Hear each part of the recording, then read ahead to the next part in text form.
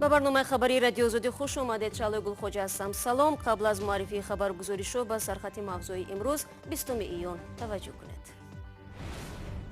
گردستی توده بگیریم. مهاجرانی که زمان مشکلات زیاد را در روسیه پشت سر کردند حالا به هموطنان نیازمندشان کمک می‌رسانند. ما حالا کارمند اختیاری هستیم ولی در آینده می‌خواهیم که به سطح بالاتر سازمان‌های حقوقی برسیم.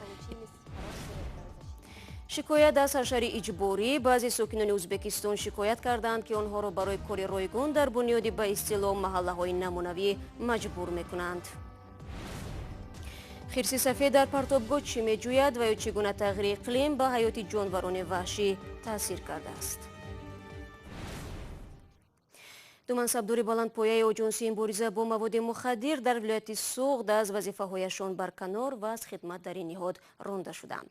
میرزا رفشن سنگین‌زاده سرداری ریاست آژانسی مبارزه با مواد مخدر و شریف نعمت‌زاده معاون سرداری شعبه آژانسی در زرافشان رسما برای کرداری غیر آیین‌ناموی متهمند.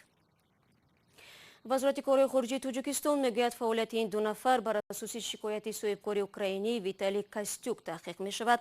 ویتالی کاستیوک 4 یونی امسال در مراجعتنامه به وزارت کار خارجه شکایت کرد و نوشت آخر ماه می هنگام بازگشت از کشور در نزدیکی مرز پنجکند با سمرقند از طرف ماموران این آژانسی به اساس گفتگو و بازپرسی شده است. بعداً او را از پنجکند به خوجند برده در آنجا نیز 4 ساعت بازپرسی کردند. روسیه برای میلیون ها مهاجران به عنوان کشوری است که روزی خود را در آنجا پیدا می کنند، ولی وضع مهاجران خارجی از جمله ساکنان آسیای مرکزی در این دولت همان آزادپذیر باقی میماند. چند پیش یک سازمان تحقیقاتی با نظرداشت شرایط زندگی و کار و درآمد مهاجران آنها را به عنوان غلام معاصر هم ارزیابی کرد. در گزارش بعدی درباره آن میگوییم که چگونه افراد اختیاری که در گذشته تجربه سختی کار و زندگی در روسیه را به اصطلاح در پوست خود احساس کردند حالا به هموطنان نیازمندشان کمک میرسانند. گزارش از نسته شیورمی است و آن را عبدالله شروف پیشنهاد میکند. در مرکز نگهداری موقتی مهاجران یگاروف امروز روز خوب است. هموطنان برای مهاجرانی که در انتظار دپارت و یا اخراج شویند محصولات غذایی و دیگر مواد ضروری را آوردند. این کمک نه از سوی یگان سازمان خیریوی بلکه از جانب اختیاریان و افراد علاهیده است که نسبت تقدیر این مهاجران به تفاوت نیستند. محمد در کار گروه اختیاریان شرکت کرده به مهاجران رایگان کمک حقوقی میرساند. با وجود سرکاری این جوان فرصت یافته به پول به مهاجران مشورت حقوقی میدهد. از این کار او یک تین هم درآمد نمی بیند. مهاجران مشکلات زیاد دارند. در بیشتر موارد ما با کمک اختیاریان تابوت مهاجرانی را که بنابر حادثه های ناخوش می‌افتند به وطن انتقال می‌دهیم. در برابر این به مهاجرانی که در روسیه به مشکل روبرو می‌شوند پول جمع آورده با مساعدت کنسولگری تاجیکستان در مسکو آنها را به خانه بازپس می‌فرستیم. در حالی که محمد به فعالیت خیریوی وقت جدا می‌کند، زرنگار تنها با رسانیدن کمک حقوقی مشغول است. او هم به طور رایگان اما اساساً به مسئله مربوط به زنان مهاجر سر و کار دارد. او فاکولته حقوق شناسی دانشگاه دولتی خکاس را با بهای اعلی ختم کرده است. حتی هنگام رخصتی حامله‌داری نیز نمیتواند از کسب دوست داشته‌اش کنار برود. هرچند فرزندش همگی 1 سال دارد. برای زرنگار رسانیدن کمک حقوقی از یک سو کسبیتش را حفظ می‌کند، از طرف دیگر برای هموطنانش ضرور است.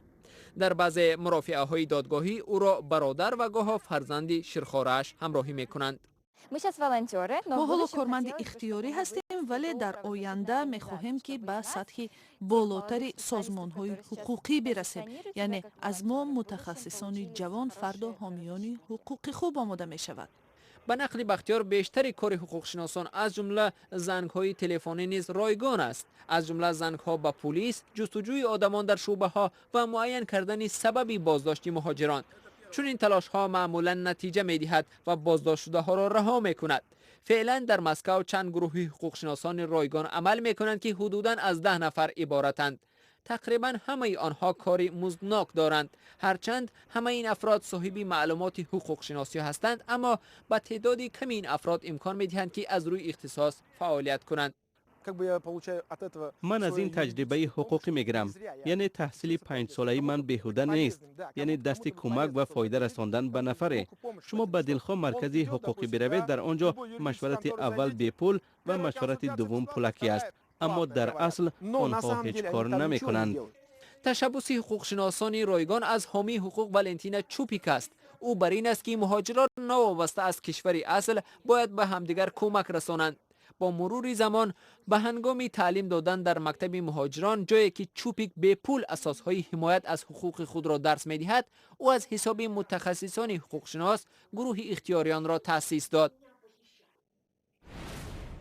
رو می‌ریم به موضوع دیگر. در داستان کل ازبکستان تغییرات کادری صورت گرفت. اوتابек مرودов прокурори генералӣ аз мақоми худ барканор ва ба ҷои ӯ неъматулло юлдошев собиқ раиси сенати ин кишвар муваққатан таъин шуд.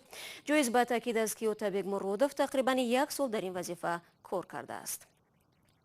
و در ازبکستان میمونیم و از یک تشبث پرزیدنت این کشور شوکت میرزیویف میگوییم که نه همه ساکنان از آن استقبال میکنند. این اقدام به کارهای آبادانی محله ها وابسته است و طور معلوم میشود اجباری بوده است. مردم میگویند معلوم نیست که از این اقدام تا کجا ده ها آباد میشوند، ولی آن که وقتشان تلف مییابد دقیق است. موضوع سراج‌الدین اسلام همکارم از بخش ازبکی رادیو آزادی ادامه میدهد. بعضی ساکنان ازبکستان به رادیوی آزادی شکایت کردند که آنها را برای کار رایگان در بنیاد به اصطلاح محله های نمونوی مجبور می کنند. با گفته آنها این یک بخش تشبث پرزیدنت ازبکستان است که دهه آباد نام دارد. دهه جوش زادگاه رئیس ولایت سمرقند است. یک ساکن این منطقه به رادیوی آزادی گفت که دهه آنها از 8 محله عبارت است. از هر محله 500 و در بعضی حالتها تا 600 کس به حشر برآورده شده است. عموماً تا 5000 کس به کار برآمدند. بسیاری ها پیشبرد روزگار و نظارت فرزندان را کنار گذاشته مجبور شدند رایگان کار کنند. با گفته این شخص هر کسی اشتراک در چنین حشرها رد می کند با خوف گم کردن جای کارش مواجه می شود. با افرادی که از دولت نفقه و کمک پولی میگیرند تهدید شده است که اگر در حشر اشتراک نکنند از کمک دولت محروم میشوند. بسیاری از اشتراکچیان حشرها خادمان دولت بوده برای این کار علاوگی که عادتاً در روزهای استراحت است مبلغ به دست نمی آورند. اما رهبران دهه جوش این اطلاع ساکنان را رد می کنند و می افزایند که همه داوطلبانه محله‌های خود را آباد می کنند. هیچ کس آنها را به چیزی مجبور نکرده است و هیچ کس تهدید نکرده است که انتقال نفقه و کمک پولی آنها متوقف خواهد شد. در یک عکس که از ولایت جزخ ارسال شده است دیده می شود که اشتراکچیان تشبث دهه آباد در شیپنگ با رمز سازمان ملل متحد جایگیر شده‌اند. با آنها دستور داده شده است که در این منطقه 550 منزل نو بنیاد کنند. ازبکستان بارها با استفاده مهنت اجباری میلیون ها نفر در جمع‌آوری حاصل پخته متهم شده است. طبق گزارش‌ها تشبث دهه آباد شوکت میرزیویف در تمام شهر و روستاهای ازبکستان عملی می شود. سراج‌الدین اسلام، شهر پراگا.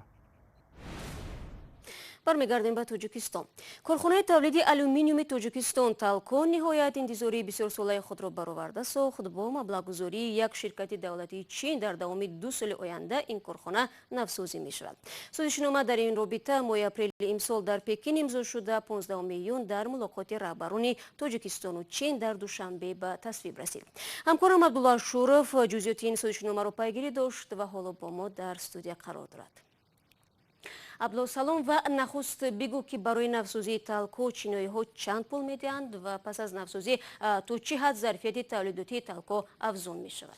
سلام شهلا. شرکت چاینا مشنری انجینیرینگ کارپوریشن 545 میلیون دلار به تالکو سرمایه گذاری می کند و با این پول برقرارسازی خط آلومینیوم را در حجم 300,000 تن پیش بینی شده است. ایگور ساتوروف رهبر بخش روابط با جامعه در شرکت تالکو در صحبت با رادیو آزادی گفت در این کارخانه عین حال 96,000 تن آلومینی خام استحصال می شود و امسال کارخانه نیت دارد استحصال آلومینیوم را 20% بیشتر کند. به اطلاع او در دایره سازشنامه نو 2 سیخ کارخانه پورا نوسازی شده، در آنها در مجموع 428 دگ نصب می شود. ایگور ساتوروف گفت پس از نوسازی کارگاهی نو اقتدار تولید تا 300,000 تن آلومینی را خواهد داشت.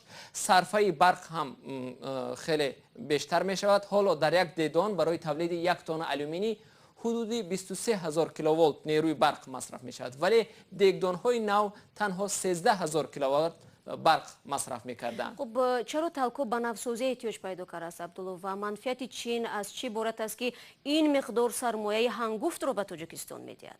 شالا کارشناسان میگویند ضرورت نوسازی شدن کارخانه تالکو که هنوز سالهای 70 بنیاد شده است موضوع بحث دیرین است.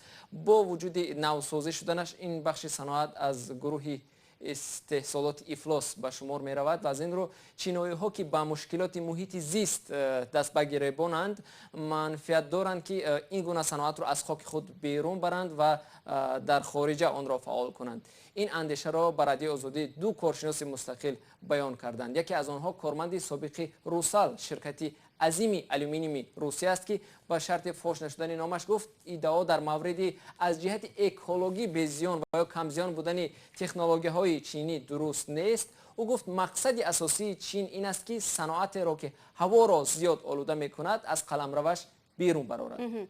خب فهما و تشکر عبدالله برای صحبتی فراگیر.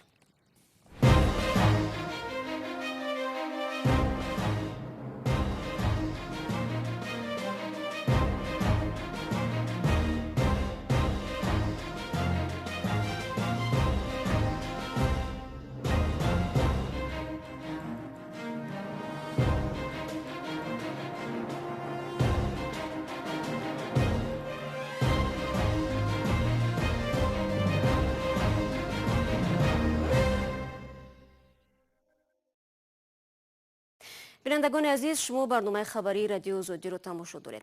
طول سالهای اخیر زیاد درباره تغییر اقلیم صحبت می شود. شاید بسیاری ها این مسئله را جدی نمی گیرند، اما پیامدهای بعد آن الکی احساس و یا دیده می شود. از جمله خرسهای سفیدی که اسرهای عصر در اقیانوس شمالی تازه ترین ماهی و جانوران را صید می کردند، بنابر آب شدن یخها حالا در پرتابگاه های آدمان برای خود غذا می جویند. چگونه؟ در گزارشی می بینیم که کایومرسیتا تقدیم می کند.